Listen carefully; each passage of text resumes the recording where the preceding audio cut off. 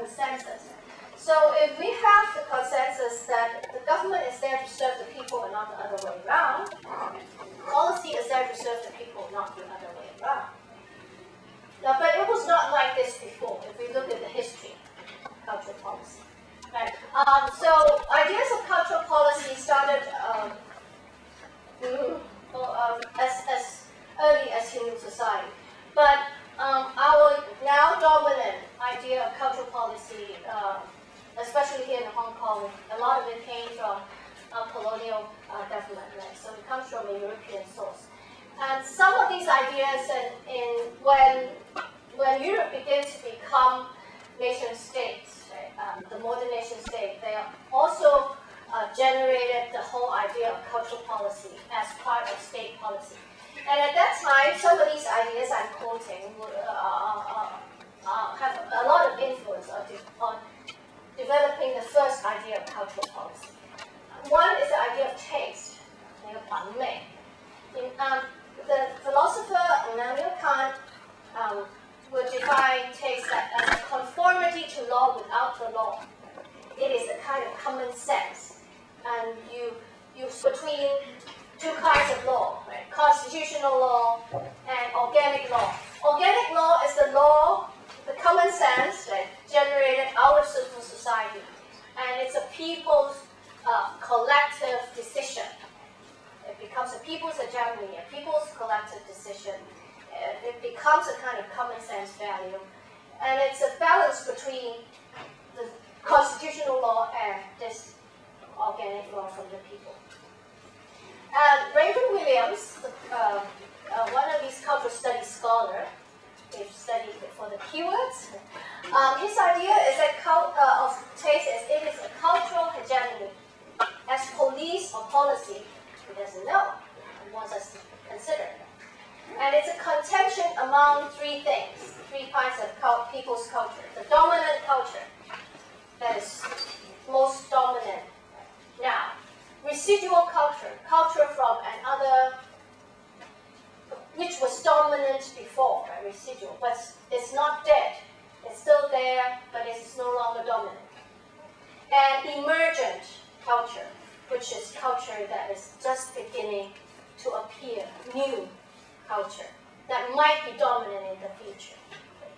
So a lot of traditions are residual culture. They're no longer most popular, most dominant. But these traditional values and cultures are still there as residual cultures. And then we have the present one that most people share. And there are also people generating new culture that is emerging. So Raymond Williams is saying, and dealing with cultural policy, we need to keep alive all these three. And you need to decide which we want to promote. And if dominant culture is trying to kill traditional culture, you need to protect it.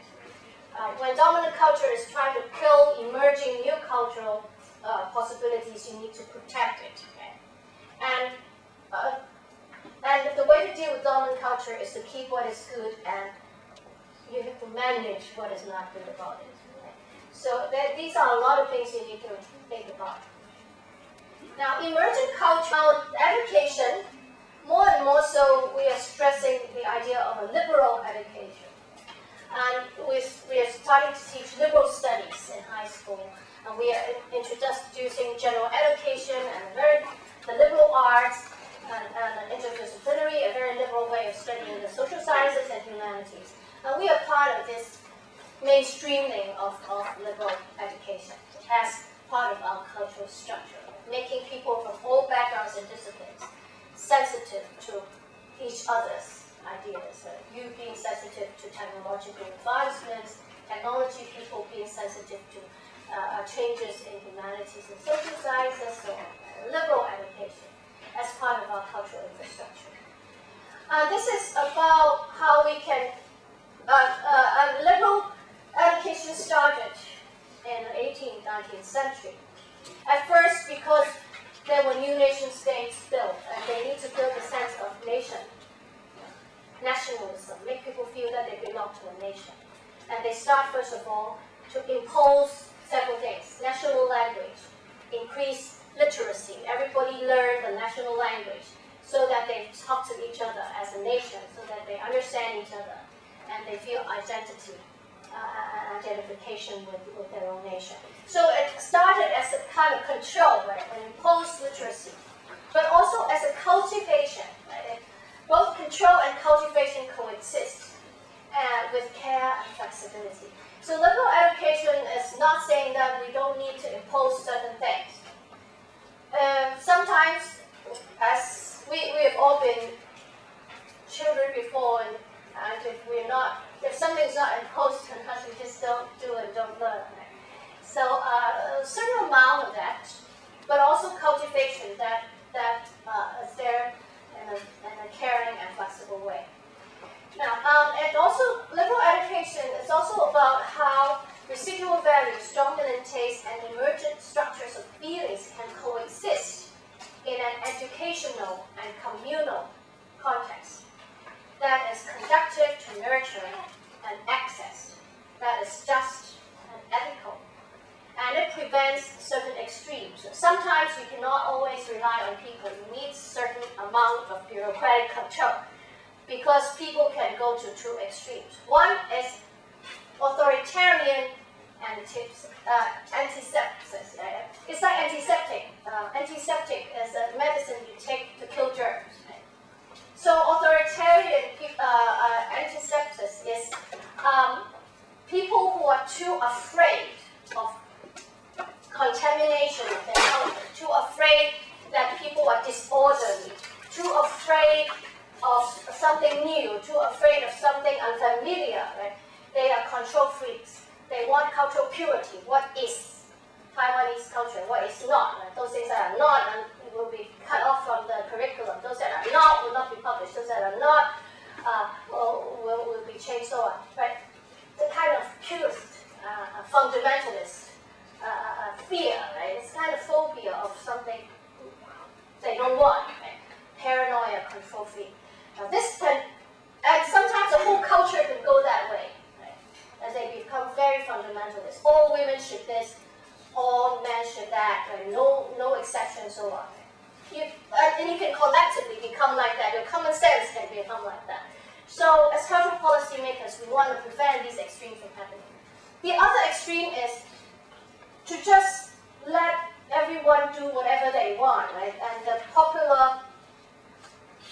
people popularly decide on something. Sometimes you can popularly decide on something very horrible and disastrous, right? That's all German people decide to kill the Jews. So sometimes there are ways. We need to deal with. Sometimes it's popular excesses in Hong Kong. Sometimes you see people very passionate and popularly express the ideas that exclude others, that are fundamentalist, that are intolerant, that are selfish. Right?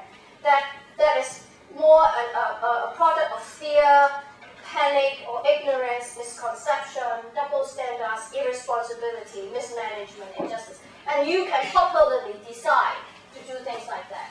Right? Like, let's all be racist against our immigrants. And we can, and we did. Right? So, not just Hong Kong people, but people in many parts of the world. So we need, as policy makers, to educate and manage these kind of common sense so that they do not go to these kinds of extremes.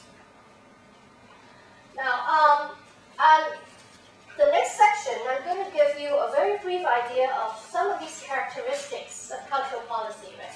First in the West, then in the socialist states, and then in the third world, like Latin America. Now, in the capitalist West, at first cultural policy was created to shape and manage what they call ethically incomplete subjects. Now, last week we said, we discovered that the elite, the ruling class, think of the working class, the peasants, and the people in the colonies as barbarians. They need to be civilized and educated. They are